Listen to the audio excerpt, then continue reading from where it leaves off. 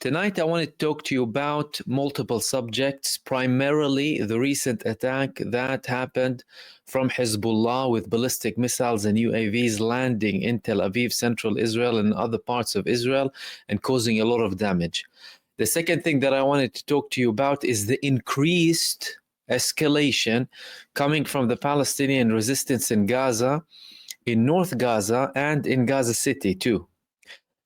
And I also wanted to talk to you about senior figures in the Israeli military establishment talking about the mistake that they made with Hezbollah, and finally, a surprising revelation coming about a participation of Turkey in the negotiations, with a recent report of a visit coming from the Israeli Shabak to Turkey. That's after Turkey advised that they cut ties with Israel. I'm going to start off, of course, with this. We had an attack coming from Hezbollah, ballistic missiles and UAVs on central Israel.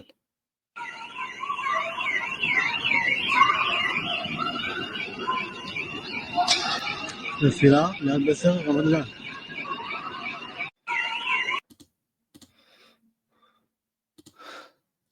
don't know why it said in the name of Allah, most gracious, most merciful. The man was speaking a couple of words in Hebrew. However, this was the landing in Tel Aviv, and we have a couple of more videos coming up, which I'll share with you in a sec.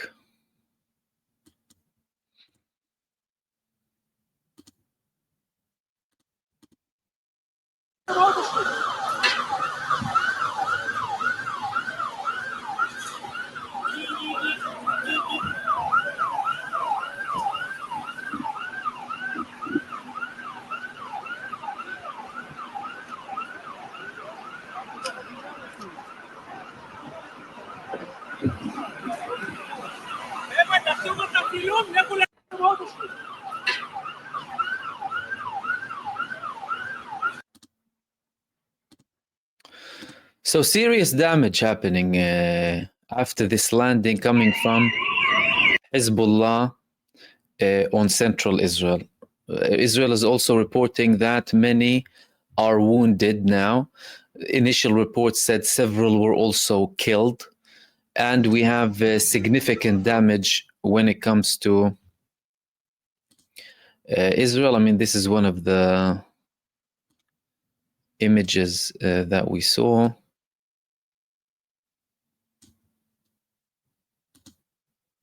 Again, a destroyed building completely.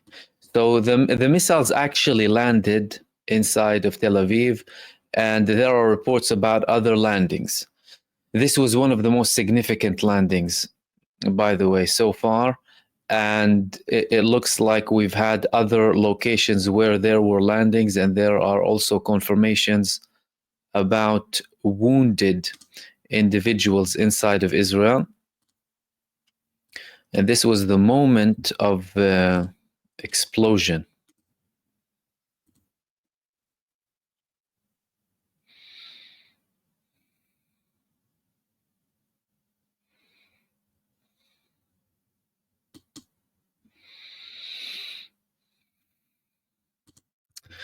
Now, Hezbollah declared that they conducted an operation with ballistic missiles on central Israel and on the other parts as well, in what was described as the most intense attack so far that we've had from Hezbollah on central Israel.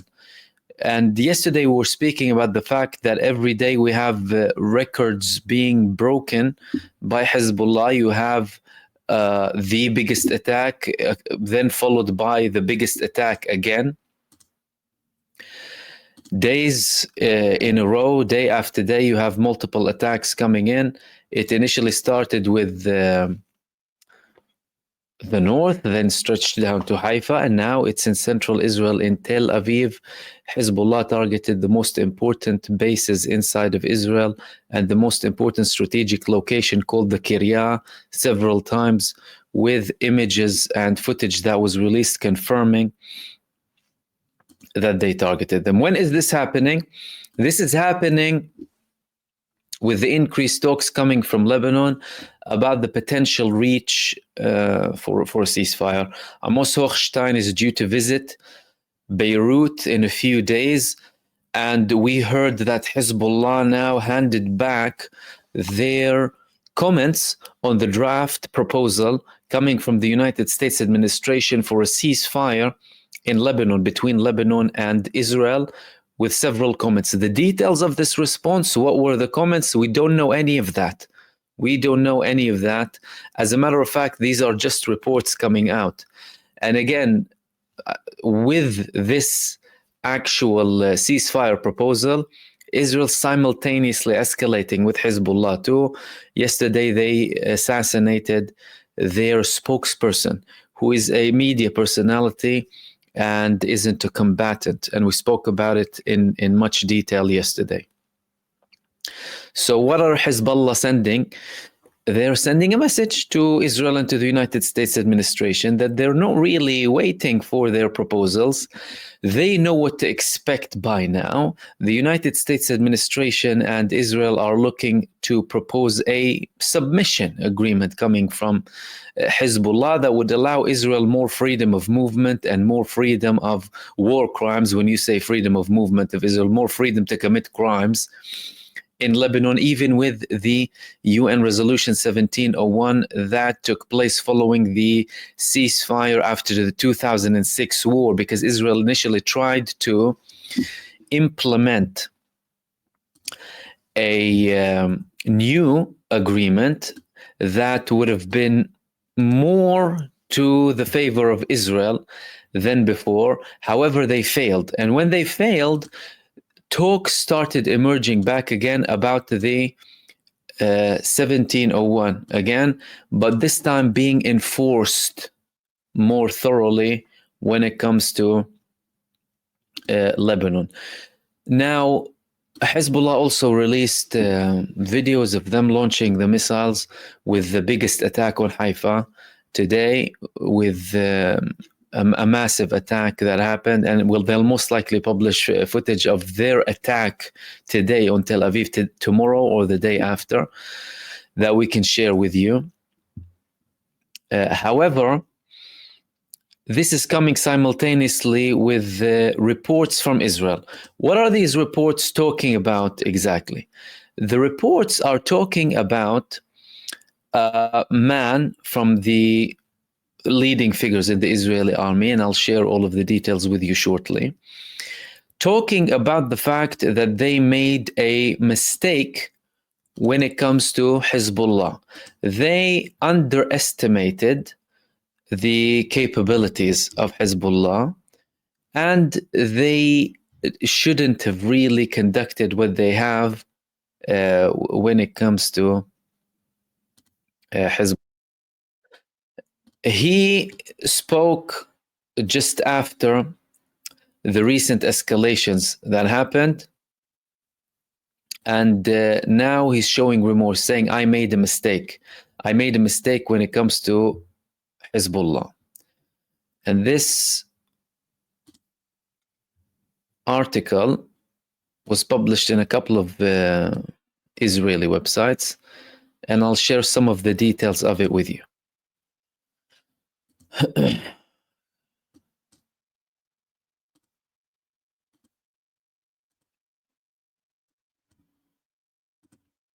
So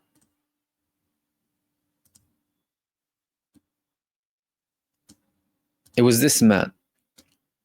This man made General Israel Ziv strikes for sin. I made a big mistake. He made a big mistake. Major General Israel Ziv admitted in an interview to Kol Hai Radio that he was wrong regarding the system against Hezbollah in the north. I pushed to go to Lebanon.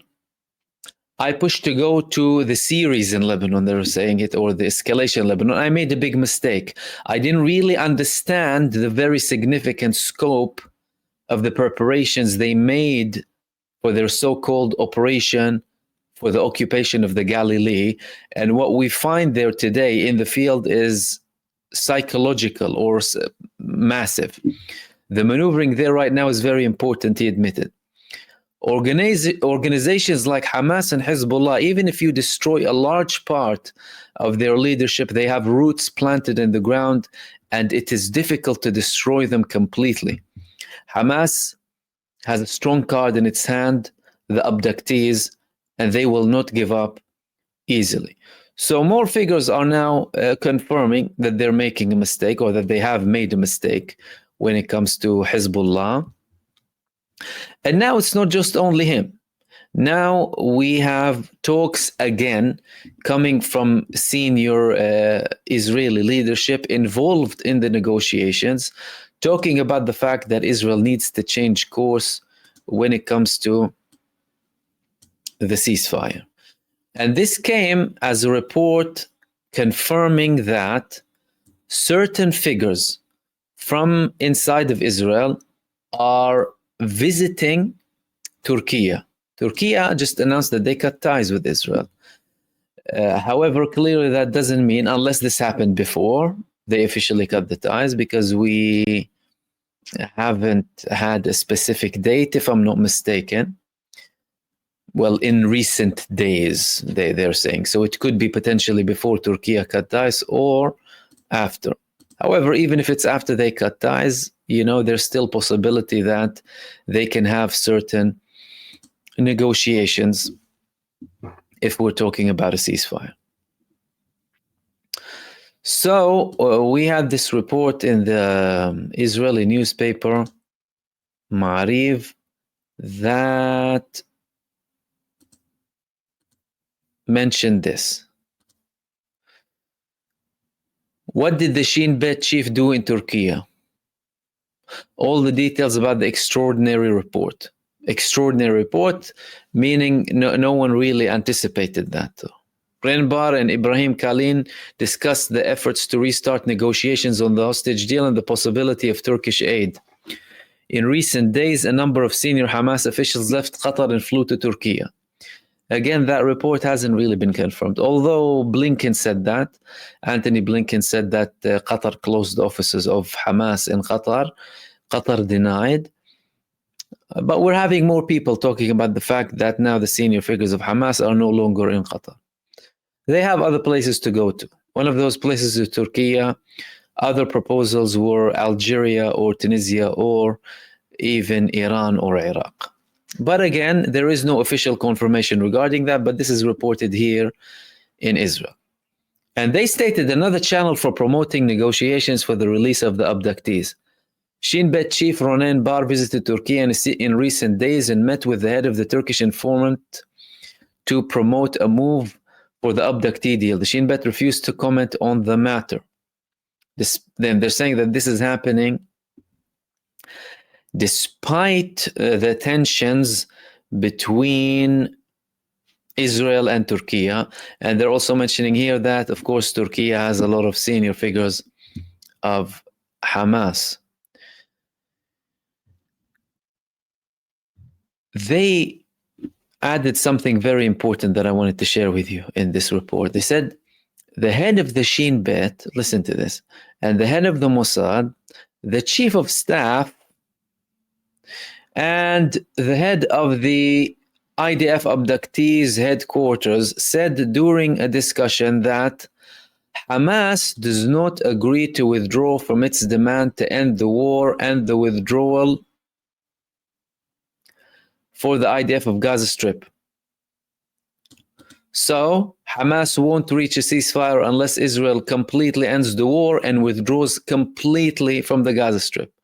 And withdrawing from the Gaza Strip means full withdrawal, no remaining in the axis of Netzarim or in the Philadelphia corridor, or have delusions about establishing settlements in Gaza. And they said this: if the government is interested in a deal to release the abductees, a rethinking of Israel's position on the matter is required. What are they saying? It's impossible to reach a ceasefire with the current formula, and we need to submit to the demands of Hamas. This is what they're saying. And who's saying that? Well, everyone, every top figure in the Israeli government and establishment, security establishment, intel, who are engaged in the negotiations. Everyone concerned with the war and the negotiations, they're saying that. Of course, on the other side, you have the political allies of Benjamin Netanyahu who actually want to escalate. But everyone who's actually running the show when it comes to the negotiations are telling him, well, Israel needs to rethink. It's not the first time they said that. They said it before, that we need to rethink, we need to change ways.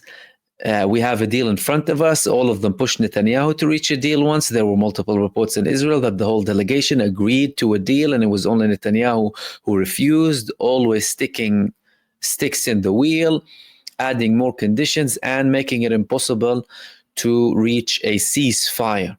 Will Netanyahu listen this time? He hasn't listened ever before. But Israel is losing badly. I mean, Israel is suffering tremendous losses. And look, I always repeat, someone will come and tell you, how can you say that Israel is losing or Israel is being defeated when they've done so much damage and so much destruction and killed so many people? They're doing all of this damage, killing all of these people and committing a genocide and the worst crimes in history to cover up the fact that they are failing. Why? Because they are still facing resistance in Gaza and they're still facing resistance in Lebanon, and it's only increasing now. That's, of course, apart from the Yemeni front, Iraqi front, and the pending response from Iran. And we're only talking about the military here. We're not talking about anything else, like the failed state, the failed society now, split society, problems with the judicial system, internal problems, attempts to assassinate Benjamin Netanyahu internally, brink of civil war, failed state. This is what it is. Economic collapse, failed state. That's why, and always remember that, they always commit the crimes and increase the crimes against the civilian and against the civilian infrastructure to cover up the military failure. Why? They have 4 objectives. Eliminate Hamas, make Gaza not pose a threat again, return the abductees or prisoners of war home, and return the people back to the north who had to leave due to the attacks of Hezbollah. Have they achieved anything? 1 year on, 1 year, 1 month, and 11 days on? No. What does that mean? Failure. And if they submit to the demands of Hamas and Hezbollah, that means they failed massively. And that means it's a tremendous victory, both for Gaza and for Lebanon. It's difficult for some people to stomach that, but please let it sink in very well. With all of the destruction and with all of that, it's a massive victory. For Palestine, it's a massive victory. For Lebanon, it's a massive victory for every free person and a champion of human rights across the world. It's a victory for all of them. And how are they facing this increased resistance? Well, it's not stopping, is it? I mean, a couple of days ago, I posted a few videos coming from Gaza, and we're told that it's the end and Israel's almost done, and of course there are atrocities happening, absolutely, but they're still facing problems. They're still being attacked day after day. And if they're being attacked day after day, and these attacks are increasing, well, what does that tell you? That tells you that they're failing against the people who they should be beating, right? Or defeating. However, that's not happening. And this is an example. I'm going to share this with you here.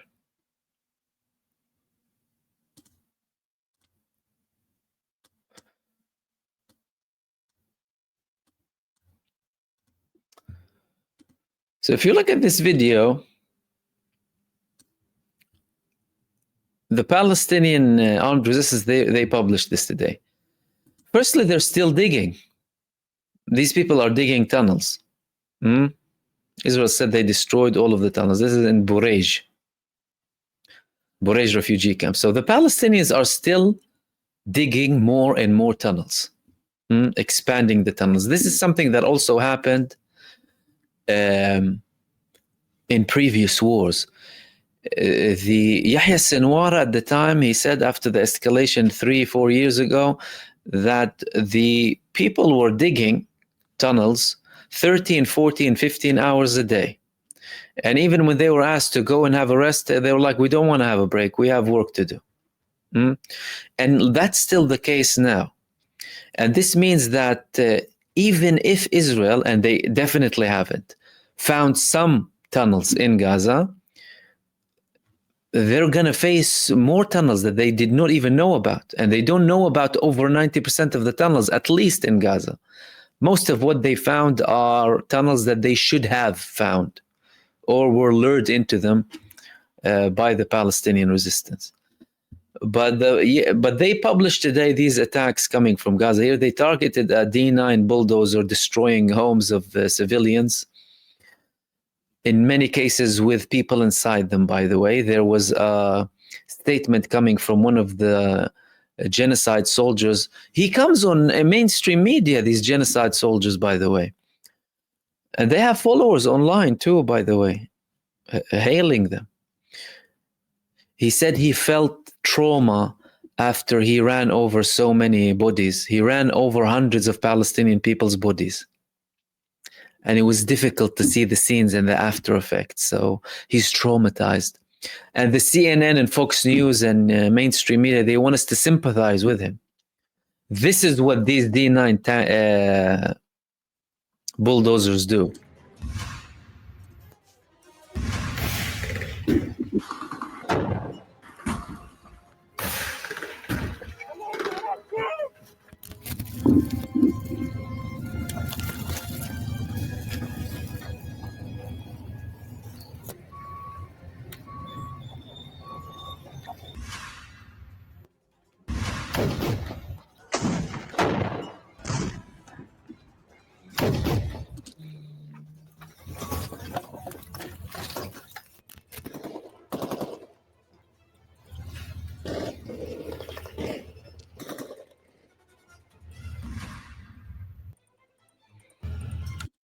This is a Merkava tank, by the way. The first two were D-9 bulldozers. This is the Merkava tank.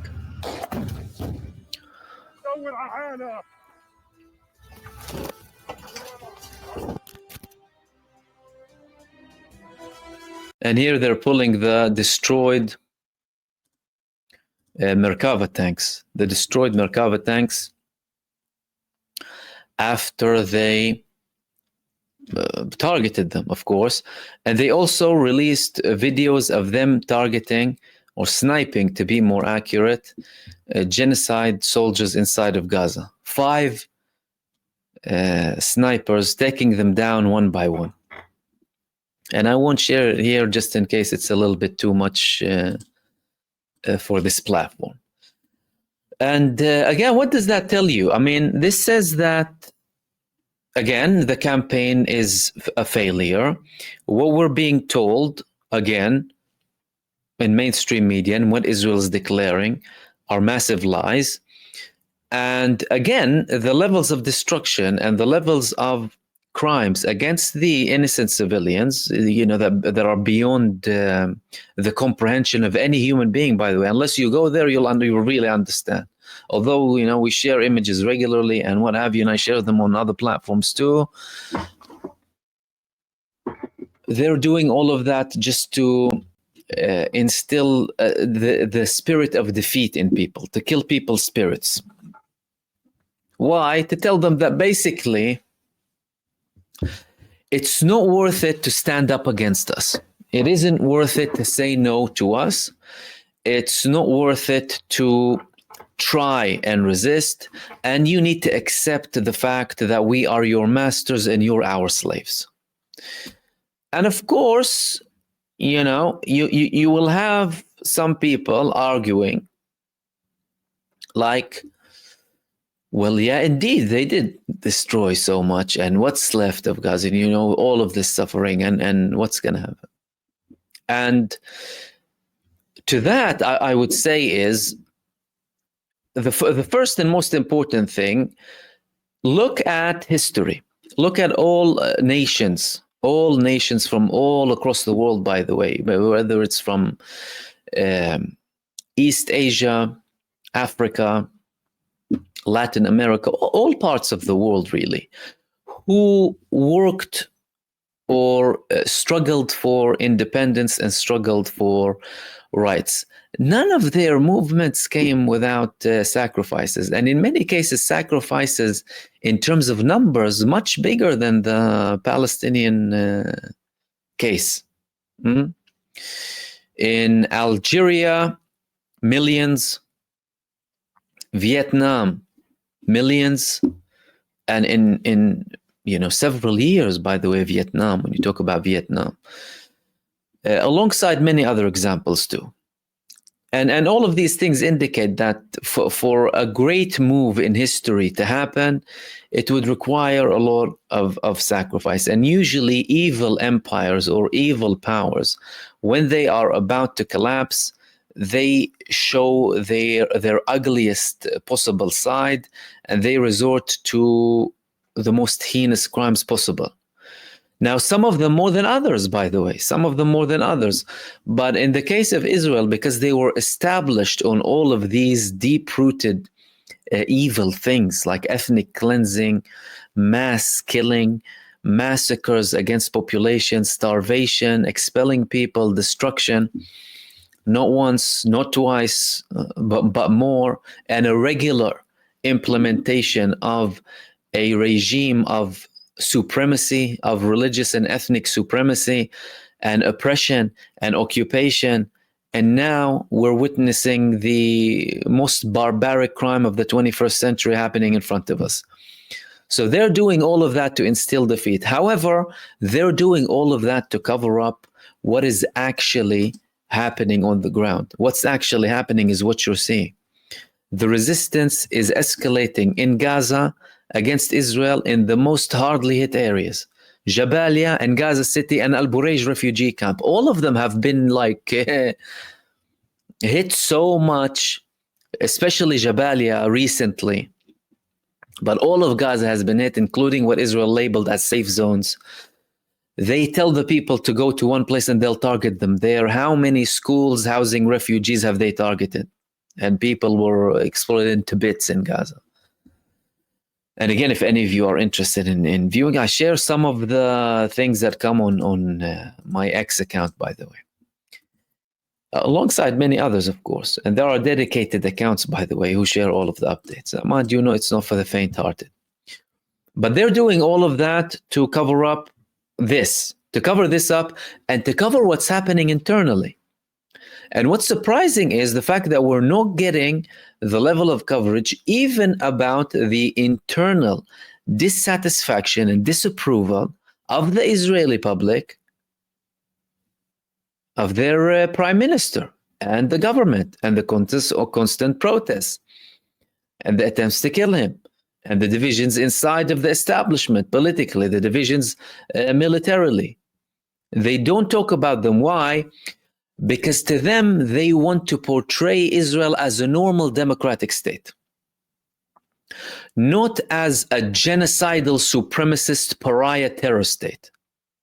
And why do they also cover that up too? It's because they're complicit in their crimes. Mainstream media and the many Western establishments, they are just as complicit as Israel.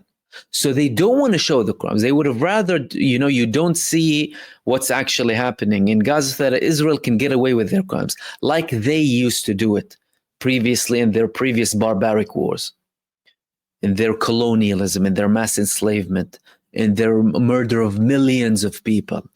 The people or the countries supporting Israel are countries, by the way, some of them have committed far bigger genocides than Israel. And that's why they're trying to cover up what's happening to this day. And these were the main things that I wanted to talk to you about in this video. Things are very tense. There is a prospect of a ceasefire, or at least there are reports of a prospect of a ceasefire, but that's not looking likely. It's not looking like it's going to happen. And in the meantime, we're seeing more escalation from the resistance in Gaza and in Lebanon.